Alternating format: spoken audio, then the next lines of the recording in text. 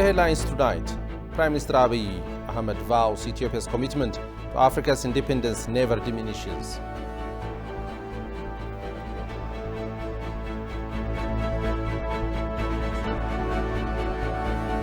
The Western media made a big fuss over how the TPLF were supposedly a couple of hours away from Ethiopia's capital, says Canadian journalist. Good evening to you all. Welcome to ETV News. I'm Grum Tariku. Prime Minister Abiy Ahmed reiterated that Ethiopia's commitment to Africa's independence never diminishes. The Premier comes first to express his message of felicitation to Africans on the decision to hold the 35th African Union Heads of State and Government Summit in Ethiopia's capital, Addis Ababa. There has been pressures from non-African governments to host the AU session out of Ethiopia. Daniel Kasaun has more on this. In each and every moment, the African Union Summit of Heads of State and Government happens at the continental capital Addis Ababa, where the organization is founded in the 1960s. Year after year, Addis Ababa has been instrumental in hosting the Leaders' Summit. This year is also dedicated to Ethiopia to hold the high-level summit of the continent's leaders to deliberate on pressing issues of the continent's nations.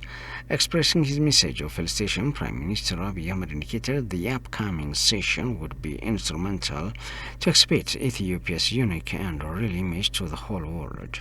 Ethiopia, which is the cradle of mankind and a front-runner to civilization of the whole world, never been colonized, presents a lot to Africans and the rest of the whole world to be proud of. The Premier expressed gratefulness to the whole leaders of the nations of the continent in expressing their confidence to hold the Leaders' Summit in Addis Ababa, where their umbilical cord of liberty is buried. The Premier indicated Ethiopia appreciates the decision of the African Union member states to convene the 35th African Union Summit in person in Addis Ababa. Ethiopia is pleased with the current leaders of Africa for acknowledging Ethiopia's historic and unwavering stance to advance Africa and Pan-African agendas. Abiy further indicated it is high time for Africans to strengthen their unity at a time when there was a push to change the location of the African Union Summit from Addis Ababa. He observed, the time seeks fraternal partnership, the action of those who have been pushing for African Union Summit to be held out of Addis Ababa, citing COVID-19 spread and security situation as pretext had saddened Ethiopia, read the statement of the Premier. Abiy has recalled Ethiopia's contribution to African issues and reassured continued commitment to the African affairs and Pan-Africanism. Ethiopia has never taken the issue of Africanism as secondary, but as priority. Its commitment to Africa's independence has never diminished. The place it gives to Pan-Africanism is always significant. Ethiopia is the same in the past and present, it said. Recognizing Ethiopia's strong position on African issues, its contribution to the African Union, commitment to African affairs, and the significance of the African Union Summit, the Prime Minister stated that the African leaders have chosen Addis Ababa to host the summit. He has also called on Ethiopians and residents of the city to cordially welcome their African comrades. The government has been undertaking diplomatic efforts with African countries and the African Union Commission to hold the summit in the capital city, he added. The session of the Executive Council and the 35th Organization of the Assembly of the AU, scheduled to take place from the first week of February 2022, has been launched on the AU website. A scholar says AU leaders' decision to hold AU summit in Addis Ababa suggests Africa's strength over neo-colonialism. African leaders' decision to hold the AU summit in the headquarters shows that they have strong trust in Ethiopia's spirit of African unity and their popular tradition of hospitality, the scholar noted. Goshu Meliso has more on this.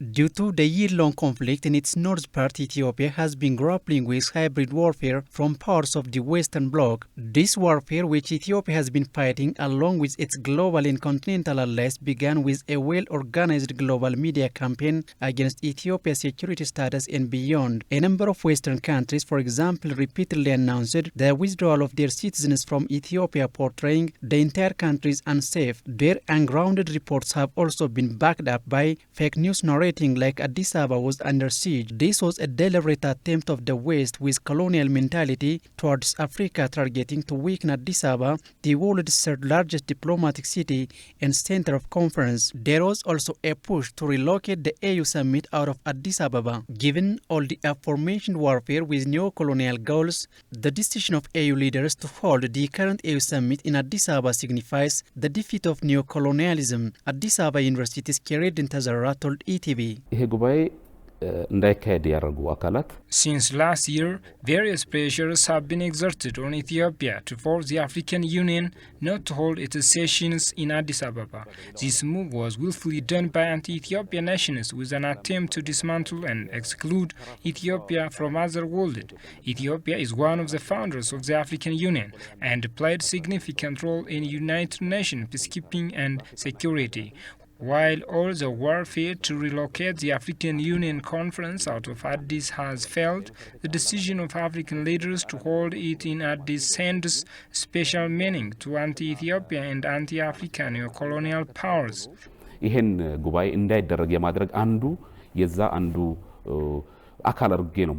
African leaders' decision to hold the AU summit in the headquarters shows they have a strong trust in Ethiopians' spirit for African unity and popular tradition of hospitality, apart from understanding the disinformation and misinformation of the global campaign against the country, the scholar disclosed.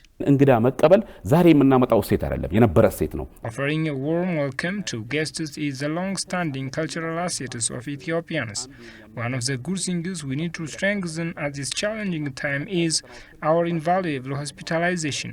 First and most, when African leaders decided to the African Union Summit, they have a strong belief in Ethiopians' togetherness and hospitalization. We have to further nurture our good cultural value and welcome our guests. The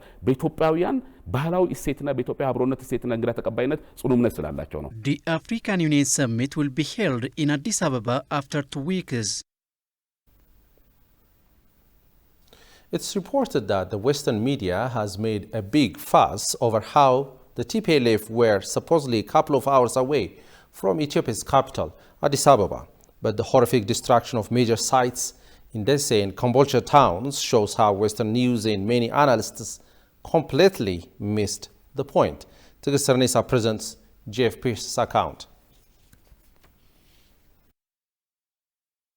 When Western powers have a vested geopolitical interest, they will start to dismantle any nation. They will use their many more media houses to cut where the nation's heart lies. TPLF has been playing the role of the mannequin for these Western powers during TPLF's regime in Ethiopia. And currently, after being overthrown from power by Ethiopians' struggle, TPLF managed to destroy the country's historical vestiges. Before TPLF took over Desse a couple of months ago, this hospital has been equipped in an advanced manner which can be mistaken for places from developed country cities, noted Mr. Pierce. This hospital has been trying to rebuild the destructed property, which will indeed needs more time to finish. In addition, the main campus of Wollo University bears again damage worth millions of dollars. The president of Wollo University, Mangasha Ayana, shows what's left of the impairment TPLF caused. The president believes there were no accident, but the most important equipment were either stolen or destroyed.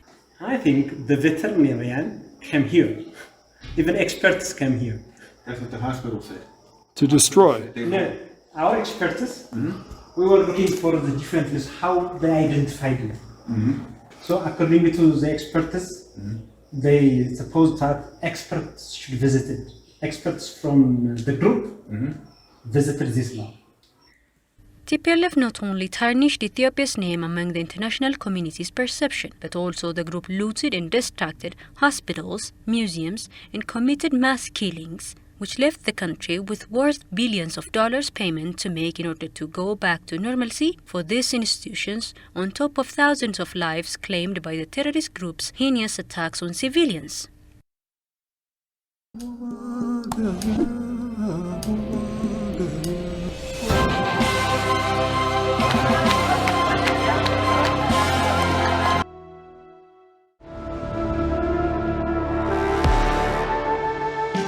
ልትጎበኙ የሚያጓጓ በርካታ ነገር ይኖረናል። አሁን ቀጣይ ጉዟችሁ ወደዛ ይሆናል። መልካም ቆይታ አብራችሁ ነው።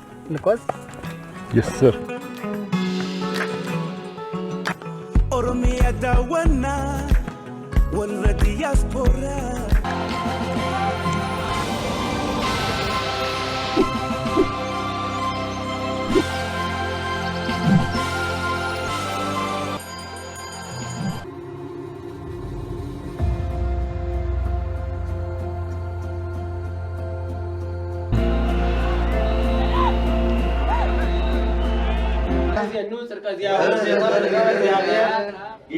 volcanoes, acidic pools, and salt lakes.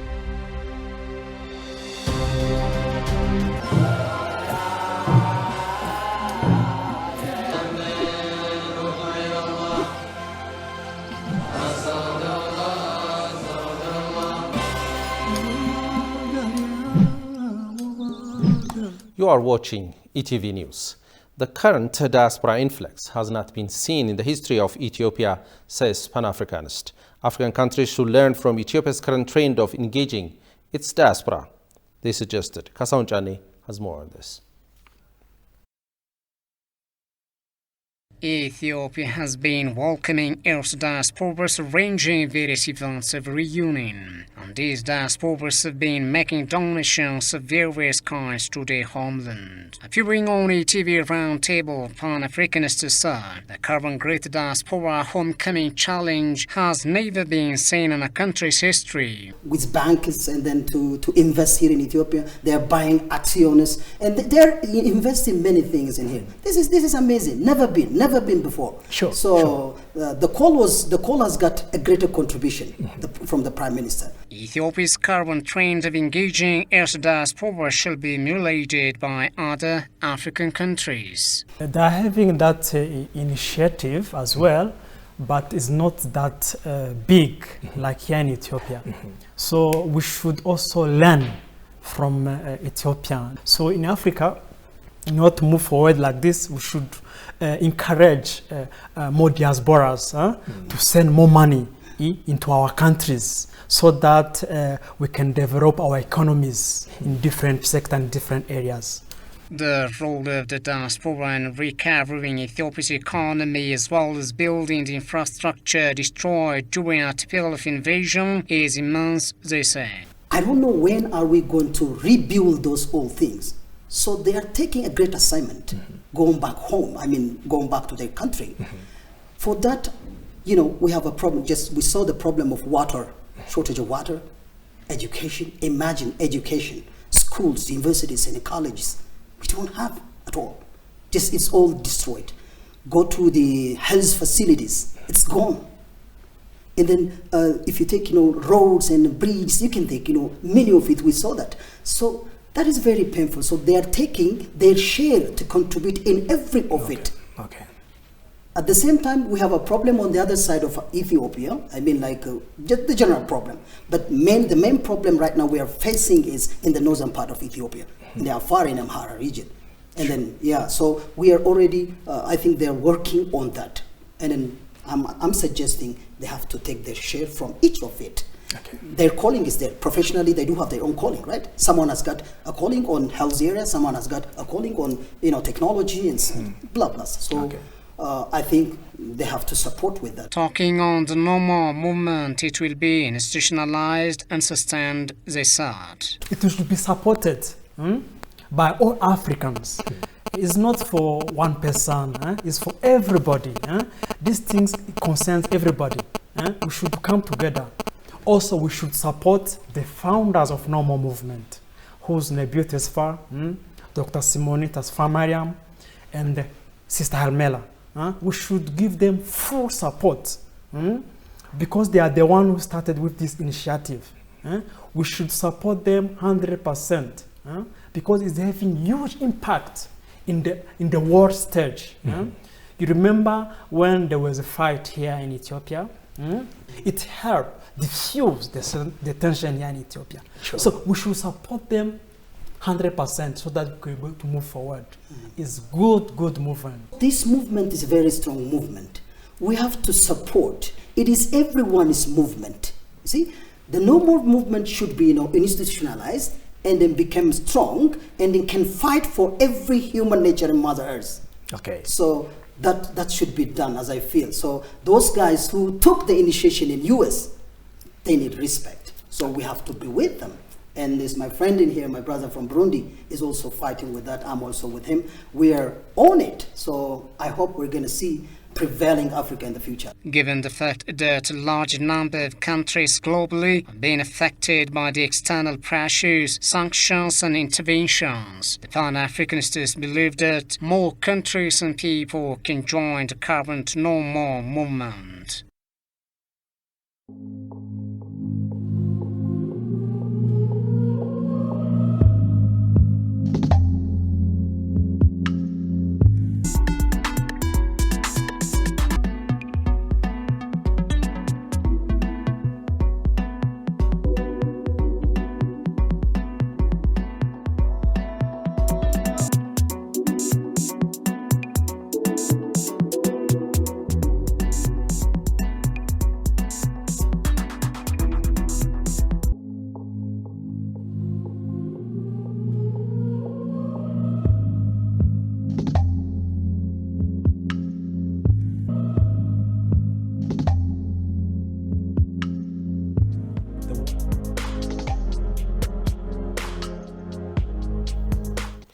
Sudan has recorded the first days of a security officer during anti-military protests. The officer was stabbed to death on Thursday, according to country's police spokesperson.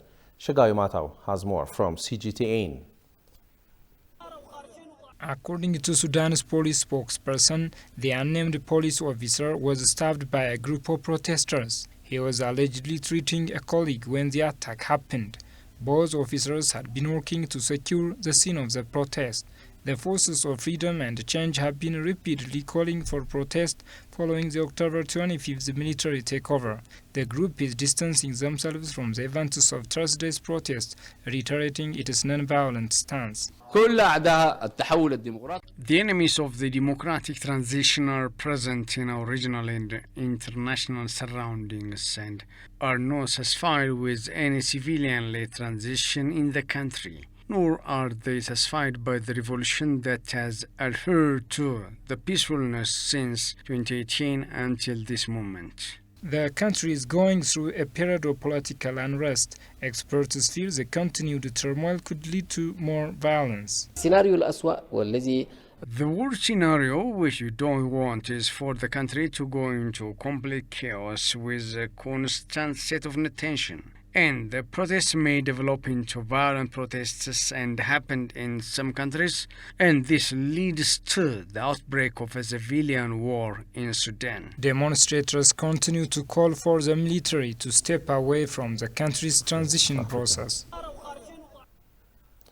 China says true friends of Africa should work in partnership for mutual benefit. China announced its plan to add effort on peace and security initiative for the Horn of Africa and renew efforts in the fight against COVID-19. This was disclosed while Chinese State Councillor and Foreign Minister Wang Yi started his 2022 assignments with a tour of Africa.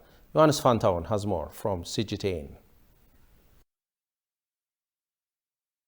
The Africa tour is a decade-old tradition that has seen Chinese foreign ministers visit Africa, as their first overseas trip of the year began with a visit to Eritrea on January 4th. While their foreign minister Wang Yi met with Eritrean President Isaias Afwerki and pledged Chinese support for Eritrea's effort to safeguard its sovereignty. Later, after a meeting with Eritrean Foreign Minister Osman Saleh, the two diplomats issued a joint statement on consolidating bilateral strategic partnership.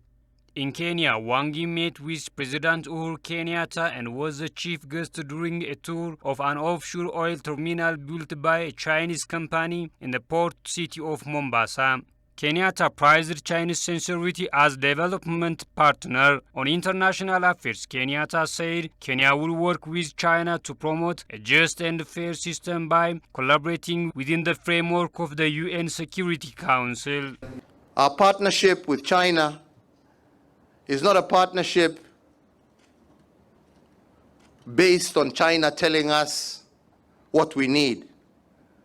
It is a partnership of friends working together to meet Kenya's social-economic agenda. The tour is perceived to signal key areas of priority for China-Africa relations in a year ahead, and the minister set the ball rolling with the announcement of the objectives, which included a peace and security initiative for the Horn of Africa and renewed efforts in the fight against COVID-19.